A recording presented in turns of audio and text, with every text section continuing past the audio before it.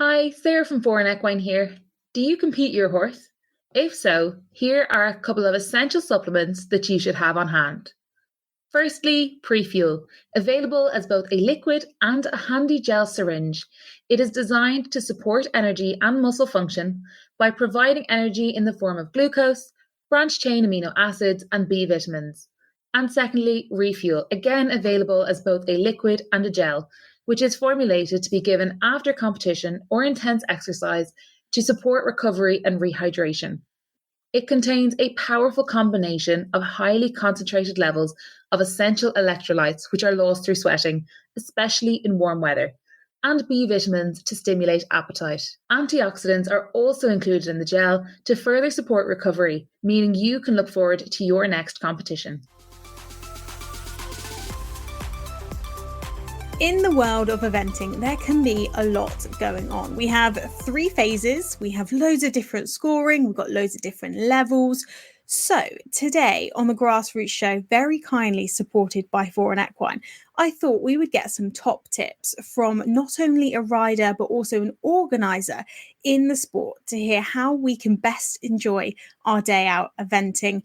And who better to give us some tips? First up, we have championship rider and 5-star rider, Lucy Jackson. Thank you for coming on the show. Well, thank you very much for having me. Now, eventing, if you're first thinking about going eventing, it could seem a little bit daunting, but we have all gone out there and made mistakes, made a fool of ourselves, and it's been okay, isn't it? It's not the end of the world, and we've all done it. No, that's absolutely true. And I think in preparation for the show today, I actually asked some of my mates, vets or riders or owners, and a very good friend who's also a vet said that his key take home was to take the positives. There are so many ups and so many downs, and you certainly can't call yourself an event rider unless you've really experienced the highest and the lowest.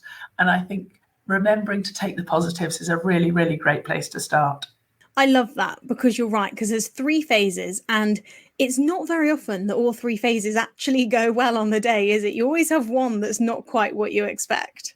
No, that's for sure. And horses are great levelers. So the second you think you're anything like being cool or good at it, they just remind you in the nick of time that actually we are very human. They are, at the end of the day, only horses.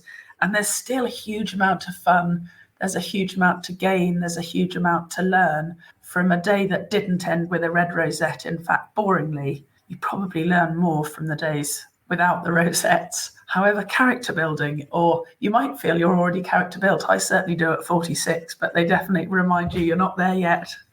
Character building, that is certainly something I've heard before, definitely. Now, we talk about this a lot in eventing, but I think it's really key, the role of sportsmanship, because obviously it's sportsmanship between other competitors, and then there's horsemanship between you and your horse. How important is that sportsmanship in this world of eventing? Because like you say, it's not very often that things all go to plan, is it? No, it's not at all. And I think it's one of the unique beauties of eventing as a sport is you feel it's you guys, all the competitors there on that day against the course, more so than it is you guys against each other. And of course, don't get me wrong, I really, really, really used to, and I'm actually retired now, but take winning really seriously. But it is essential to remember we're in the public eye. We've got a huge responsibility to our sport that's under scrutiny at the moment, to behave as well as we can, not only to each other, everybody on site, everybody who may watch footage of our day, but overall and above all, it's got to be, I love the horsemanship aspect of it, and the better you can behave towards your horse, the more clearly they'll learn, and hopefully the more success you'll have. So I think all those things are essential, and it is a huge responsibility, but it's incredibly rewarding when you start to feel the benefits of that connection you've got with your horse, or the partnership you're building, or the mates you're making as you go around the circuit, or the contacts, the connections. You know, it's quite a cliche, but there is an incredible eventing family, and I long for anybody new to the sport to just dip in and feel that vibe. In fact, I've got goosebumps talking about it. I miss my eventing family. A lot of them I'm still in touch with, but hopefully that's something that the stronger your etiquette, the more you'll benefit from.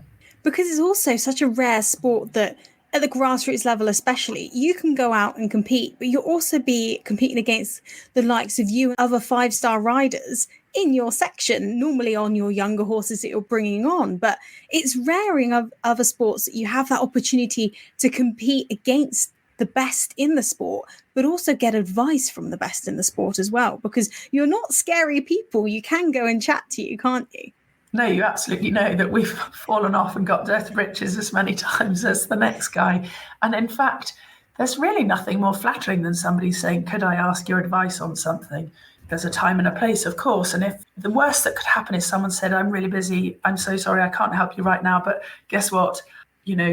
Laura's just finished, or Kitty's about to start, but she'll be free. We have got a good gang of mates, and we are all longing to protect our sport by encouraging more people into it. And as I say, it's very good for your ego for somebody to think that you might like to be asked for advice. So please do take advantage of it being a friendly sport full of level character build people or on that character building journey. And communication is the key, I think, and that's in any sport, but I think particularly in ours because of this unique aspect where you're all taking on the challenge of the same course, not just each other.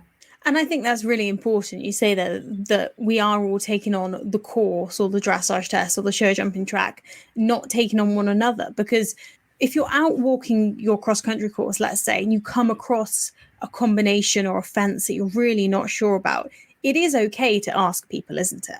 It really is. And you must know that very few people competing at badminton in the 5-star would be walking that course without having taken some advice. So there's no reason, all these goals are relative.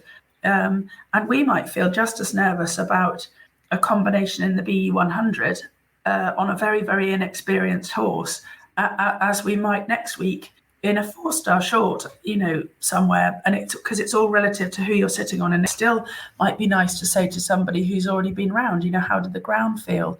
How did the people in the area of the trade stands affect that water jump? What are the shadows doing? Even things like that. And for me, I'm a chatterbox by nature. So I love, even in the collecting ring, some people really need to be in their zone and totally silent, but it helps me control my nerves and my breathing if I can chatter. And I do so on the way around as well. Obviously, it's a bit late to ask anyone else's advice, but you can chat to your horse about how your day's going. So that might help some of you with some of those inevitable pre-competition nerves, is to have a chat. Sure, you want to avoid the pitfall of taking on too many different opinions for fear that you should get a bit muddled or confused or it not be appropriate to your horse. But pick someone you respect, pick someone that's already been round. You could even approach them before and say, I know you'll tend to go before me. Would you mind just coming past and letting me know how the trachea was, the ground on landing, whatever it might be? And actually, in the warm-up there, you could get that little golden nugget of advice you didn't even think of, just, a few moments before you go out of the box if you're talking to people. And that can really make the difference before you go cross-country. And like you say, settle your nerves as well before you actually exit that start box. Definitely, even if it's just someone saying, come on, get on with it, or go for it, or steady, woo, don't go too fast. Again, important not to get too much info too late, and important that somebody responsible, we've got this huge responsibility for the safety within our sport, and we all want everybody to go well and have a happy, safe day. And, even if they say, okay, listen, my horse did struggle, so I had to back off the accelerator and just nurse him carefully home, that might be appropriate. There is always another day. It's a fine juggling act, but people are approachable. People do want to help. People are longing to give you their opinion. And you talked then about nursing a horse home, because sometimes we're out on cross country and maybe the horse doesn't have the engine that we hoped they had. The fitness plan hasn't gone quite right, or they found things harder, especially, with the ground conditions. We've had 1 minute dry, wet, these horses sometimes don't know how to deal with it. How would you nurse a horse home? Because that actually is quite a delicate thing to be able to do and know when the right time is to say, save them for another day, or we just slowly trickle home. Yes, I think it's something that probably gets slightly easier with age or mileage. And I guess the thing that's unique to the grassroots, as is different from sometimes the higher levels or the big yards with lots of horses, is I can say to myself, well, there's another day. Actually, it's this afternoon on 5 more, or it's tomorrow on a different 5. So I think when I first got back from New Zealand and I was new in this country and I only had a couple of rides, I was absolutely desperate for every ride to go as well as it possibly could, because I knew it might be another fortnight or 3 weeks or even a month before I had another go. So that's something that you have to be almost more strict with yourself on the way up the sport or on the way into the sport, and know that there is another day. The most important thing is that you and your horse are safe. But there are happy times in which they learn to use themselves slightly differently. My one big red rosette was Mill Street in the Event Rider Masters, and the little horse was a fantastic jumper, but almost too much so for this very deep ground. And it took him 4 fences to figure out that if he did his usual extravagant fence, landed steep jump over the fence, landed steeply, that actually it was the landing stride for him that was the challenge. Now, keep your leg on, keep a good balance, all those things that apply to good cross-country riding, being really positive, attacking your jumps, but keeping a supportive rein. All those things can help them figure out how to operate perhaps slightly differently in deeper going. And if you feel they're out of character, that they're not even galloping between fences as they would normally, they might feel very puffed, they might be less responsive to your urges to gallop a bit faster or try a bit harder, or they go maybe sometimes a bit numb in the mouth with the turning when they're very tired. These are all signs of fatigue. And at any stage, if you feel it's chancy, or that he might not have the energy to jump, or that he might not have the energy to get home, just come home and then go and practice in some deeper conditions. We spend a lot of time now on surfaces. We spend a lot of time, sadly, many events are having to cancel, so we get less practice. I thought it was really revealing that Daisy Barkley and Beanie Sturgis both won this weekend in Cirencester in very challenging conditions. Those two have hunted, more days than most of us have had hot dinners. They won't mind me saying. They're only about 2 years older than me, but I can tease them about being in the senior ranks. It is a skill that can be learned. It is a fitness that can be developed. And if it isn't today, then just put it in your to-do list and make it something that you go away and practice. Because, my best ever badminton, Willie Doo and I were very, very, very slow as a combination, but hardly anybody else got round because we took our time and made it to the end. And in actual fact came 11th, which is, something I'm wildly proud of. And that didn't just happen. That wasn't his first ever go in the deep. So don't be afraid to try. Don't be afraid to not tackle the clock that day. Don't be afraid if you need to take the odd long route, although sometimes they can be more tiring. Don't be afraid to quiz somebody as to how it did ride and what might you do to help. Don't be afraid to train in it. It's having that understanding of your horse. We talked about horsemanship at the start, and it really comes through in moments like that when you have a true understanding of, okay, my horse is tired, or this is too much for my horse, and being able to make a decision accordingly, isn't it? I think definitely. And it's something that can be learnt and developed, as can all skills with horses. That every day's a school day. God, don't we know it? And, there's always a new challenge or a new, I embarrassingly think I've been eventing since I was about 10 and I'm now 46. So 36 years worth of, and something happened the other day, which I genuinely have never seen before or heard of before. And you think, come on, there must be a stage at which this is old ground and I'll know exactly what to do, and there certainly isn't. So I think almost approaching your day knowing that there might be a new challenge is part of the fun, part of the excitement. What might you be able to tackle? Feel those butterflies, go for it. And I've got this funny theory that the level of butterflies beforehand is directly proportionate to the level of thrill or buzz afterwards. So just because you're feeling a little bit anxious is going to help your performance. Just because you're feeling a bit unsure, give it your best and see what happens, and just think of the resulting buzz is quite something.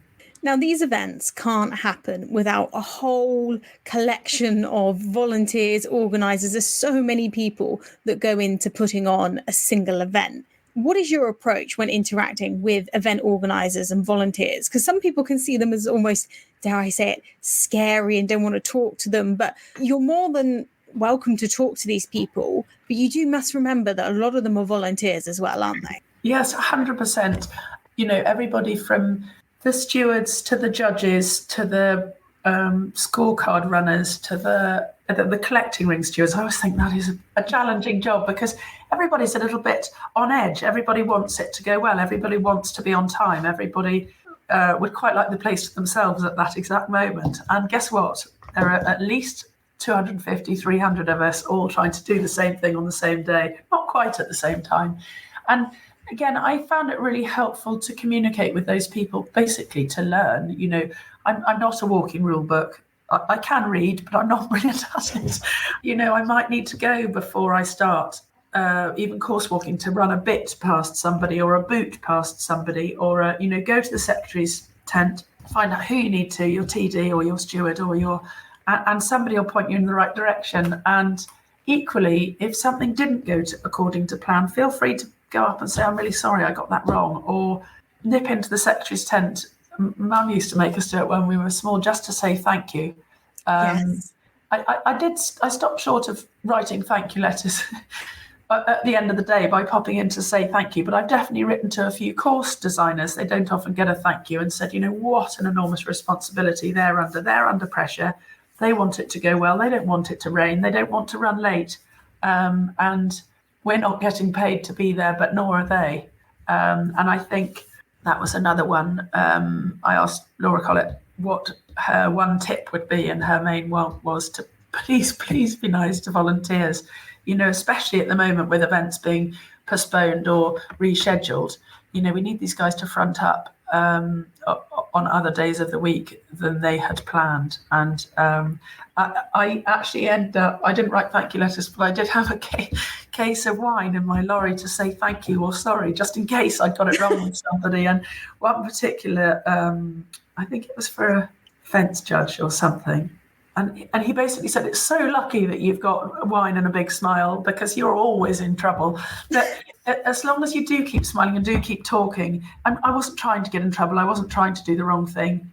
And inevitably in sport, sometimes you do. So having that power of communication, A, makes the day less scary.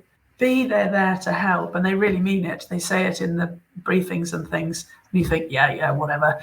But they are there to help. They want it to go as well as you do. So actually, again, they enjoy being asked sometimes, as long as it's not the wrong moment. They enjoy, guiding you on your way into the sport. We're thrilled. Everybody in the sport is thrilled to have more people, new people, fresh blood, fresh legs, young stock, old stock, whatever it is, coming into the sport. So anything we can do to make their day better and prolong their life or time in the sport will be done for sure.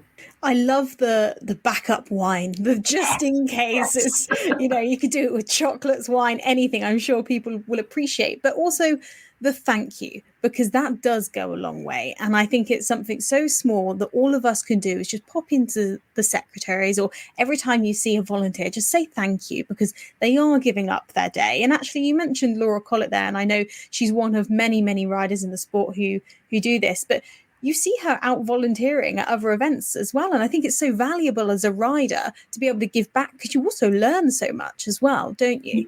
You really do. You've no idea how stressful their role can be. And also, I think it helps take sport at any level, but particularly high level, can be very selfish existence.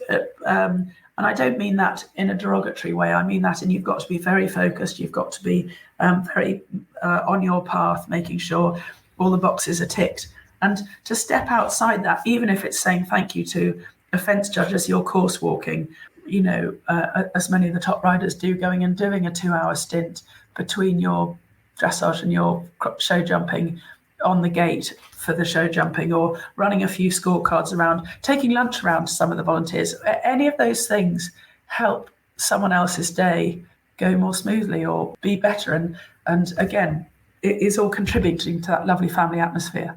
I can tell you now, if you're the person delivering lunches to the volunteers, they will be delighted to see you. You will always get a smile if you're that person delivering them their food. But there's also one thing I wanted to ask you, Lucy, because this is an aspect of the sport which some people, I think, aren't aware of. I mean, it's an aspect in both dressage and show jumping, but it's something that some people maybe aren't aware of, because obviously when we're at an event, we are so focused on what we're doing ourselves. But it's the ribbons on the horses' tails when they're in warm-ups and things like that. You often see a kicker may have a red ribbon, and a stallion will have a white one, and a green horse will have a green ribbon. But I've seen many of times in the warm-up people not aware that these are on the horses, and actually they're there for a reason, aren't they? To help these riders who are riding these horses. I think definitely, and one of the things I wrote in my notes before today was collecting ring etiquette. It's do have your wits about you, do have your eyes up. You know, we do spend quite a lot of time at home riding on our own. You know, the horses might be spooked, something might happen in the hedge. The weather, we know, is pretty inclement. You know, if a jump blows down, or a crisp packet, or a leaf even, you know, a scary thistle that's been there all spring.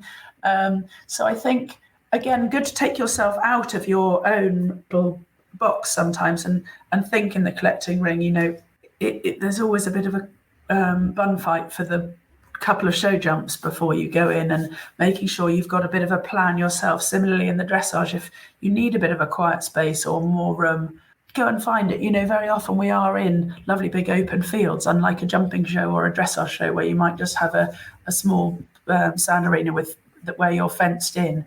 I think taking the time to give yourself the space and the freedom of thought to be aware is going to make everybody else's day better, but in particular yours and your horses. You know, it's not just people with ribbons who need a bit of space. Ex-race horses are only used to them all running in the same direction. It is not a thing in racing for them to be coming head on towards you. So they might suddenly duck round. You know, they're not necessarily stallion or a kicker, but they might just scoot off. I think, you know, younger riders, we can give them a little bit more space. Or, you know, if you have to do one more circle to get to a show jump warm-up fence, it's not the end of the world. And sometimes it feels like it is. And I think you can muddle up your day, or upset your rhythm, or upset your day by just not having the time and the freedom of thought to address those little bits of attention to detail. And I suppose the really cool kids, you know, Piggies and Toms and Yaz's, they all look like they've got tons of time, which they actually haven't. You know, they're really busy people doing high-level stuff all day, every day. But it comes with mileage, comes with, you know, good being able to collect your thoughts, good bit of sports psychology in there. All those things apply to etiquette, because you've got time to be nice, you've got time to find your jump, you've got time to give people space. I think they will all make a difference to your eventing experience, and the chances of it going well are increased. I'm not saying you guarantee it's a red rosette, but all the things that you can control, you can only control yourself, your thoughts, your actions. You can't actually control anybody else's. So it's making sure you've ticked your own individual boxes to make sure you've got the best chance of today going according to plan.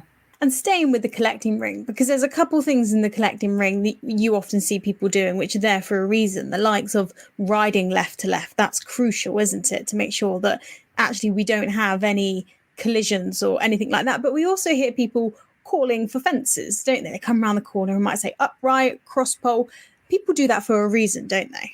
They do, and it's each to their own, and it does, you know, again, it's just being a good communicator. Personally, I never yelled "Oxa" because I think it puts everybody else off their stride. But particularly if you've got someone you know and trust with a little bit of experience doing the poles for you, that's really helpful, because they can just say to somebody, actually, no, my rider's coming. Or would you like one more go, Beryl? And off Beryl goes to jump her jump. It's just, again, controlling the things you can control. I can't decide if someone else is going to cut me up, but I can make sure the jump hasn't changed until I've got there. Left to left is key, not running too close up behind somebody, not pulling them up to a halt either immediately before or immediately after a jump. Again, eyes up, and good communication, you know, you can see someone, even if you're on your own, you can see someone going to put the jump up and you say, one more upright, please. And that just helps de-stress the situation. I think the less stressful your day can be under your management, the more likely it is to go well and be happy and fun. And I think, on which note, one of my key things that helped me was being prompt. Now, luckily, I was brought up with a father who was rigid about being prompt. In fact, once each as children, he drove off without us to the bottom of the drive because we were late. So that has stuck with me. But if you can arrive with time to walk the course, put your studs in, have a cup of coffee, get changed, all of that with being able to breathe, it does enhance your chances. And I think from an etiquette point of view, not being late, not being flat out in a hurry makes you less stressed, makes your horse less stressed, and you're more likely to achieve what you do at home. Turning up in plenty of time for your show jumping, to put your number down or stick to your time, but at least the collecting ring lady has got the dot by your name. Go up and say, hello, I'm here. Any updates? Are we 3 hours early, 2 hours late? Where are we at? Is there going to be a course walk before you're allowed in? And then similarly, the cross-country warm-up, just arrive on time, take your time, have time. And you can sort of feel yourself breathe better and therefore, communicate with your horse. They're so sensitive to whether your blood pressure's up or your adrenaline's coursing through your veins, which of course it is, and you want it to go well. But you have a say over how you manage that. And I think traffic isn't really an excuse. Allow 3 hours for an hour and a half journey. It doesn't really matter if you're early. It's a fun place to be. This is what we've been dreaming of and working towards for the last month, 6 months, 2 years, 5 years. Then you can enjoy making friends at the events, and you can enjoy spending time there. You can enjoy having time to ask people about the course or what studs they're wearing, or checking that your boots are legal. All these different things are more achievable and more fun if you've got the time to do it. So be prompt. I love that, because you're right. It's so important. It makes everything else so much easier, less stressful, and you'll probably end up competing better. Your horse will go better. Everything will seem better. Now, if you had to give 3 top tips, because you've given us loads, which is amazing. If you had to do, no, we love having all these tips, because this is exactly what we want. But if we had to take 3 tips, what would be your top 3? So I'll start with prompt, because I just finished that. Be on time. That's one. I'm not going to give you about half an hour on each, because I'm really keen to do that. But yeah, so be prompt. And that starts with the day before, working out what time you're going to leave, how long it's going to take you, how long you need to walk the course, how long you need to put your studs in, how long you want to warm up. You can write all that down. It's really fun and nice and easy. You have a little whiteboard. I love whiteboards. Or, a little notebook that what time you're planning to get on for each phase, how long your warm up will take you, how long your course walk will take you, how long lunch will take you. Also important detail. So being prompt is one of them. For me, trying to be organised. I'm not naturally that tidy, but at an event, and lucky enough with a gang of, a crew I worked with, you can be more organised, more tidy, know where your bits of kit are. And I think it was something I read. Pip Funnell was one of the early people into sports psych. And you think of her as having immaculate etiquette at the events. And it was knowing where your whip is, knowing where your spurs are, knowing where your hairnet is, knowing where your gloves are, knowing what you're going to wear. So being organised really helps you maintain this sort of outer demeanour of having the best eventing etiquette. And also, you're more likely to succeed if you've got the right set of reins, the right set of studs, the right saddle, the right horse. Also helpful if you have to. I think being prompt, organised, and then friendly, because friendly opens so many doors to so many people within such an incredible sport. I think those would be my 3 top tips to absorb bits that you don't know, make up for the bits that you need time to do, because if you're new to it, it all can be a bit more clunky. The experienced people are in a well-oiled machine. They've done this for years, day in, day out. So to start with, make sure that you're prompt, make sure that you're organised, make sure that you're friendly, and then the whole thing will be as fun as it can be, as successful as it can be, and as safe as it can be. I love those top tips, but I just want to stay on that point of organisation with your kit, because actually talk to us a little bit more about that, because it's such a vital part of the sport. Number one, to be organised, know what you're bringing, and number two, to be wearing the correct stuff whilst we're out competing as well. So absolutely, it is being organised with my kit. So in terms of knowing what the horse is going to wear for each phase, from saddles, bridles to boots to saddle pads to studs. But also, when you said the title Etiquette, what sprang to mind was, what am I going to wear? And there is an absolute wealth of options for each phase, as governed by the rules for affiliated eventing versus unaffiliated eventing. And from the grassroots levels, the 80s, 90s, 100s, novices being different to intermediates and advanced. And then within the affiliated branch, you've also got the difference between BE and FEI. So by the time you go international, there's a very slightly different set of rules. Now, I've said before, I can read, but I'm not amazing with my rule book. So I'd always refer everybody to their rule book, but it can seem quite overwhelming in a way. So within my packing list for the horse, I tend to just shut my eyes and picture from their nose to their tail what I might need for each phase, including the journey, so that all that can be laid out and a list be made and ticked off. And then similarly for myself, from my head to my toe. So for the grassroots level eventing, I would be a traditionalist, and I would say, a hat has obviously got to be of all the latest approved standards. And for Pony Club, as well as unaffiliated, you need a hat tag. So if it's your first event, go to the secretary and they will have a steward check your hat for its latest compliant with the latest standards. But I would say a navy silk on a good old-fashioned crash hat and a hairnet. But again, there are multiple options within that. The difference between a hat for cross-country and dressage and show jumping is you're not allowed a fixed peak to cross-country. And body protector is also a new latest standard, which you need to check, and again can have assessed if it's your first event. Go and have that looked at by the secretary in the secretary's tent before you go cross-country, and then it won't be a last-minute panic. Air jackets are optional. For me, again, being a traditionalist, I like a tie and a shirt and a tweed jacket. It's totally cool to wear a stock shirt with or without a stock, a navy jacket, a black jacket. But long sleeves are advisable, because if it's a really hot day and they don't make you wear your jacket, at least you can carry on merrily in your shirt sleeves.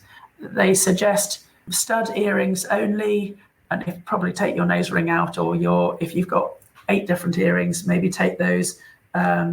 Rings and watches and bracelets to a degree are fine, but keep them to a minimum.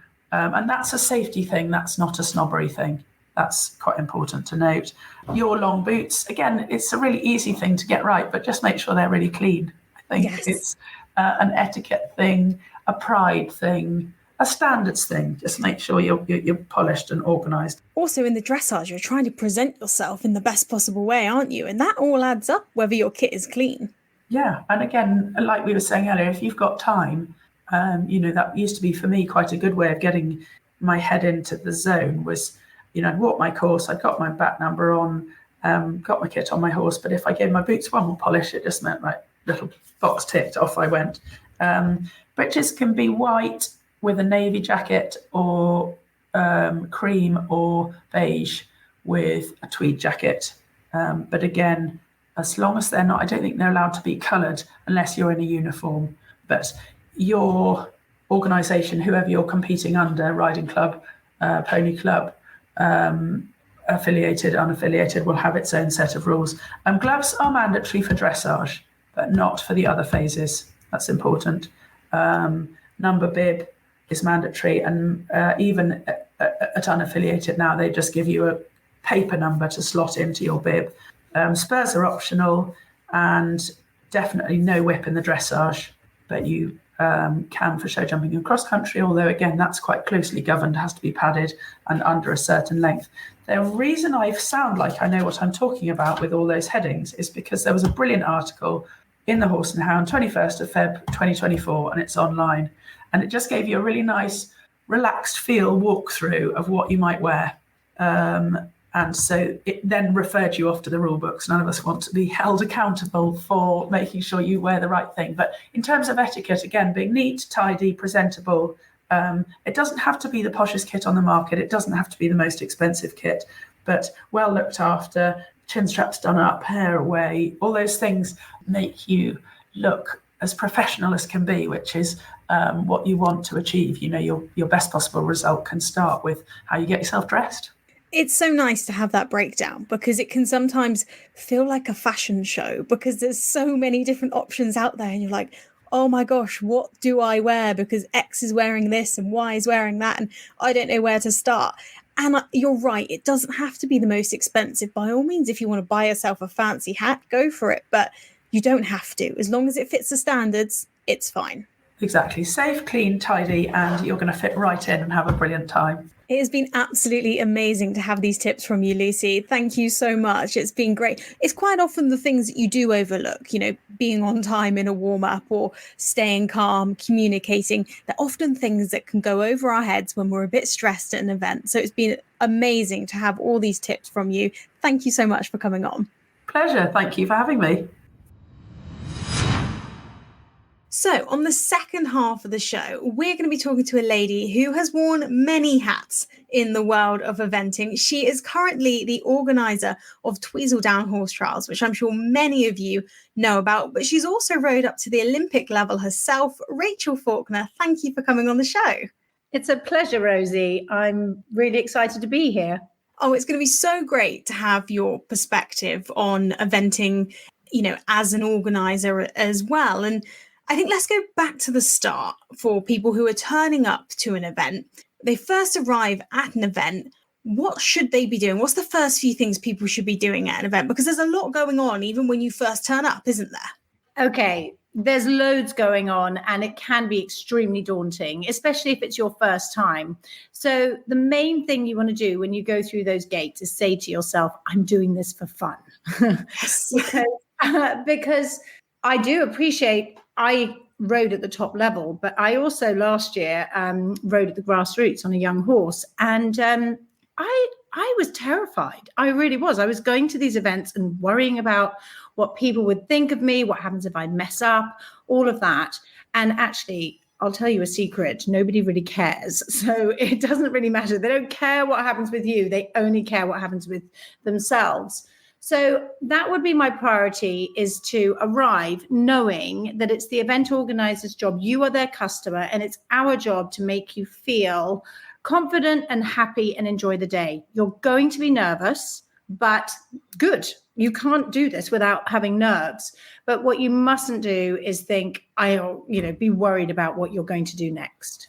So I've come into the event and I'm ready. I'm feeling prepared and we're heading off to dressage first of all. Is there anybody I need to speak to beforehand, or can I just go straight into that warm up and start warming up? No, you don't need to speak to anybody. My advice would be that you would go and tell the steward, the dressage steward, that you're there. They're usually busy and there's loads of them and it can be a little bit like, which one's mine, which one's mine. Don't be scared to go up to any of the stewards and they'll point you in the right direction and just let them know that you're there. Lots of people don't do that, and they do look out for you. They watch out for numbers. So if you forget, don't worry. But as I suppose it's a bit of a courtesy thing to go up and announce yourself. And it's quite nice as well because you get to know your volunteer who's there, your steward, but also then they'll point you in the right direction of which ring you're going to be in. So you can actually start to watch your test, because some people like to do that, and look at your surroundings, because there's normally quite a few rings that are there and there's only one set up for you, isn't it? Rosie, you're absolutely right. But it's quite funny as an organizer. I'm really enjoying doing this because I feel like I need to walk through the customer journey a little bit myself. And so it's highlighting a few things.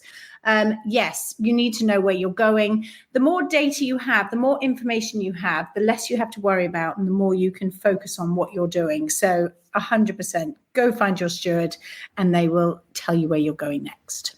And the same applies in the show jumping of if you're in the warm-up, you let your steward know there as well, don't you? Yes. Now, the show jumping ring, it's one of my little challenges that I'm facing at the moment, particularly at the upper levels, but even at the lower levels as well, because every show jumping ring seems to be run differently. Okay. Some of them are real sticklers for sticking on your time. Some of them say, okay, come and put your number down, and then you've got X number of horses until you go. Everyone is different. And so I would say to you, be prepared for anything. Okay. It is frustrating if you think I'm going cross country at this time and my show jumping's now, but I'm really late. Don't worry about that, because everybody is really, they're not relaxed and they do want you to stick to time. So I don't want to say, oh, sod it, I'll come at the end of the day, right at the end of the class. You don't want to do that in case you're too late. But don't worry if the show jumping's running a bit late or you're a bit late and then you're thinking, gosh, how am I going to make the cross country? So I suppose the top tips are, know that every event runs it slightly differently. And that is something that we're addressing a little bit within BE and within the organiser circle.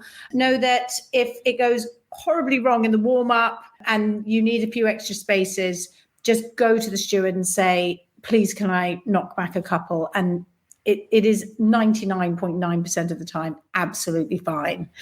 And the other top tip that Lissa Green said, which I love, is the warm-up isn't for training. The warm-up is for warming up. So if you have a few bad jumps or things aren't quite going to plan, you're not in there to fix everything. Obviously, you want to come around and build your confidence and canter around and have a couple of nice jumps.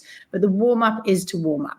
I really like that, because sometimes we do get fixated on our warm-ups and think, oh gosh, if it's crumbling in here, it's going to be a disaster in the ring. But actually, sometimes you have a better jump in the ring if your warm-up's woken you up a little bit, let's just say.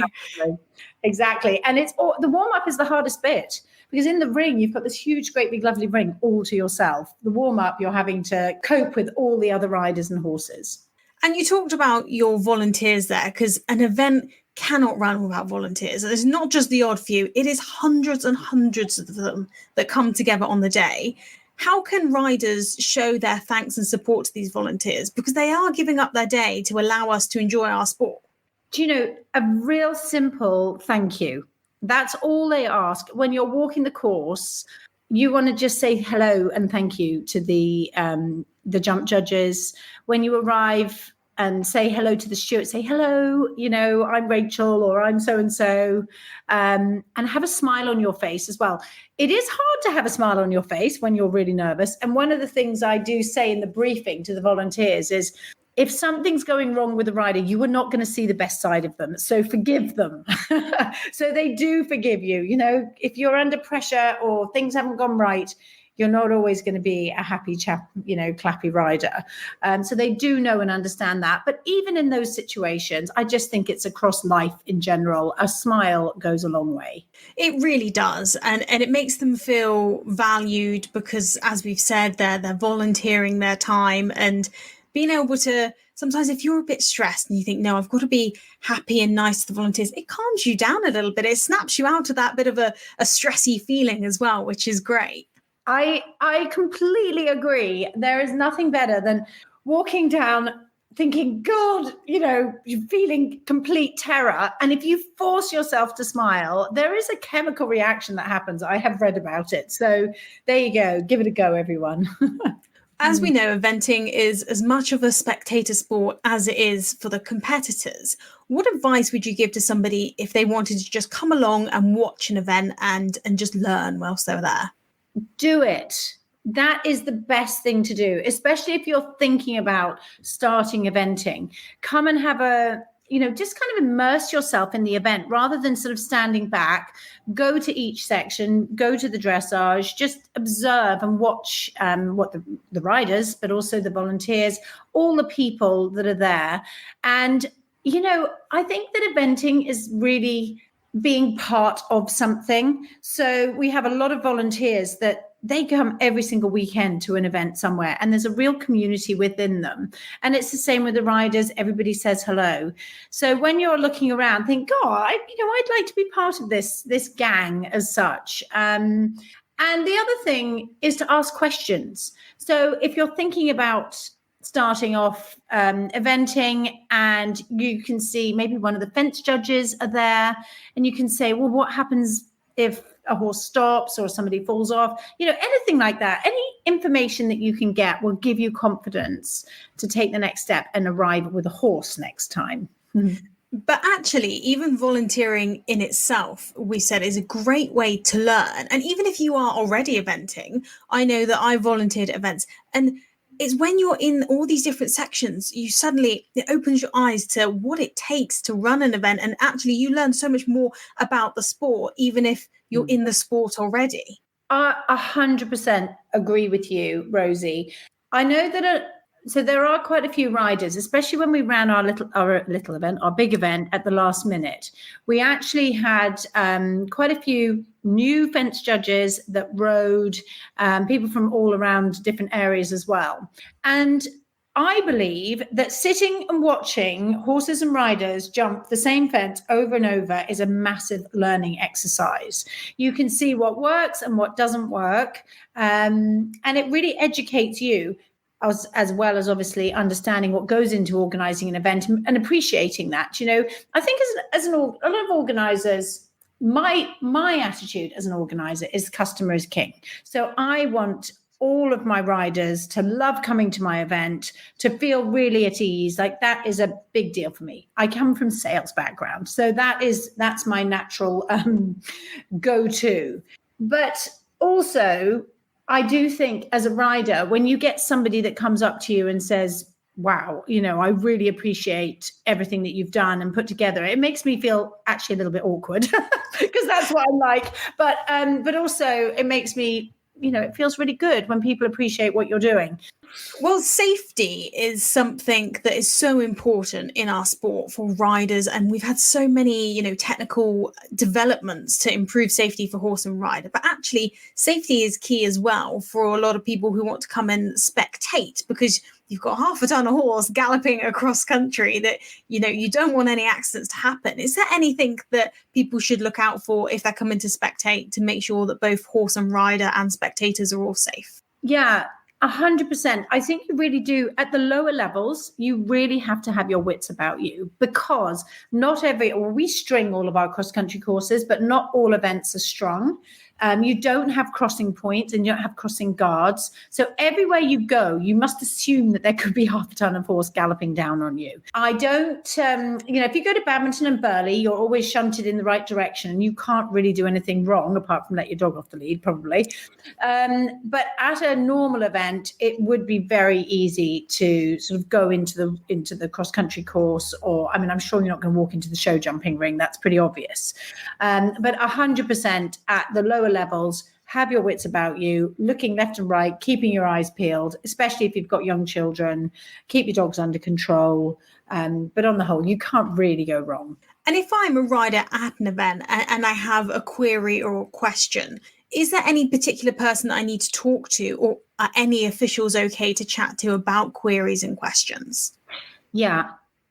Well, we have a secretary. It's all changed since COVID, I have to say. You used to go to the secretaries and you can ask your questions. But at Tweedledum, we have an information point, and I think it's pretty similar at a lot of events. Some will still have secretaries, some will have information points. So that would be your go-to place for anything sort of infrastructure-wise. But at the beginning of, at the show jumping gate, at the dressage, at cross-country start, there's always officials, and they are there to help. Rosie, our new CEO and amazing leader, she has had some T-shirts printed saying, "Here to help." And I think that's the real shift that British Eventing is trying to make, is it can be a bit daunting going BE. Unaffiliated seems a little bit somehow, and I don't know why, because it's no different, as sort of a gentle introduction to eventing. But British Eventing is now 100% focused on the customer and making sure that they have a really good time, and there's loads of people there helping them. Because even the officials that you would see as very high up officials, course designers, people find scary sometimes, but actually they're very approachable. You can go up and ask them questions about a fence, or if there's black flag alternatives that you don't know about. They're there to help you and they want to help you, don't they? Yeah, they really do. And, you know, I remember before I was an organizer, I used to be a rider myself. And then my daughter rode and we were going all around the country. And I'd be like, oh, there's the organizer, you know, walking past, wouldn't say hello, or the course designer or anything like that. And I was always a little bit like, God. And so when I started organizing, I thought, this is ridiculous, you know, because I'll talk to the corpse in the corner. I will. I'm like, so I really want to make sure that I am super approachable. And often it's hard because I meet so many people, but people come up and say hello. And I love talking to people. I love hearing people's experiences and also putting them at ease. And the course designers, you know, all the fence judges, the TAs, they're such lovely people. They really are. Just remember, they're just people. That's all they are. So you must go up and say hello and thank you, or I have a question, or, you know, anything. Never worry about that. Yeah, you're right. They're not scary people. They're just people like you and me, and they're there to help you out. And talking of help, like we've spoken about times, and obviously we would like to ride to our times. It's important to help the event run smoothly. However, what if I have an emergency and I break down on the way, or my horse throws a shoe and suddenly I'm not going to make my time? Who is it that I need to talk to? And is this a problem? Okay, this happens all the time. So let me just tell you that. So do not worry. On the BE website, there's always an event day telephone number, which is usually mine, actually. So you'll phone up and say, oh, we're stuck on the M25. You know, that's a pretty standard thing. Or my horse is throwing a shoe, whatever. And the first thing we do is phone dressage, say they're not coming on time. Have we got a slot that we can slot them in? Failing that, they'll go at the end of the day. The only time when it is a disaster is if you're at the very end of a section. But we have even, like, often just dressage judges are lovely. And we've even waited half an hour for somebody. So, you know, I can't promise every single time it'll be all right if you show up 5.5 hours later, because if the show's moved on, but 99% of the time we can sort it out. So don't worry, just phone up and ask the question. It's so lovely because, you know, everybody wants to compete and everybody who's running the event wants the competitors to be there. So people are accommodating and they'll work with you. And like you said in the show jumping, even if you have a dodgy warm up and you think, oh gosh, you know, I need more fences to jump, people will slot in front. It's quite a relaxed day, isn't it? It really is, especially at the Grassroots. I mean, if you're FEI, it's different. But if it's Grassroots, everyone's just there to help you. They want the best for you. And if you're nice to them, they'll be nice to you. And if you had to give 3 top tips from an organiser's perspective on how to make a great day eventing as somebody turning up to your event, what would they be? Okay, put me on the spot here. I think number 1 is to be prepared. So you want to have all your kit. You want to have everything packed and organised. And I am the worst person for this because I'm shoving everything at the last minute, turning up without saddles. But I'm saying this from my own experience. That just causes complete and utter stress and panic. Okay. So I would say 100% have a really good kit list. Make sure you've got everything organised and arrive on time. So if you're walking the course in the morning, then you want to be there. I suppose this is number 2. You want to be there in plenty of time so you can walk that course properly and you're not sprinting around at 100 miles an hour and just the anxiety levels going up. And number 3 is just keep telling yourself that you're doing this for fun. Okay, this is your fun. It may not feel like it just as you're about to go cross country and feeling sick, but when you get back, I promise you, it will just be the best feeling ever. So number 1, have fun. That's number 1. Number 2, be organized, have all your kit ready, have everything sorted. And number 3, arrive in time so you can get the bearings of the event. Make sure you've bought your course. One thing that we didn't touch on, Rosie, is often they don't get a chance to walk the show jumping course. Yeah. Which is something that some people do find quite frustrating. We usually timetable course walks, but they don't always happen at the right time. So kind of get used to being able to watch a course and then ride it. Try not to. It's hard. Get stressed and concerned because you haven't walked the course. And that comes with practice. The more you do it, the easier it becomes. Sometimes I much prefer, especially if I've stepped up a level, not walking up to the fences and seeing how big they are. You can't overthink it then. And I suppose that's something you can even practice at home, of if somebody set up a course for you and then you just have to learn it on your horse, go in and ride it. Because you're right, there are so many occasions where your times just don't work out, that you can't walk the course, and you've just got to learn it and go and do it. Yes, exactly. Rachel, thank you so much for coming on and sharing your top tips. It's been fantastic to hear from you. Pleasure. Thank you for having me, Rosie. Thank you so much. Thank you as well to Foreign Equine for supporting the Grassroots show. They have been such great supporters, and we have some very exciting shows to come. Listeners, we hope you have enjoyed this episode and have got some great top tips from both Lucy and Rachel and are ready to go and enjoy eventing.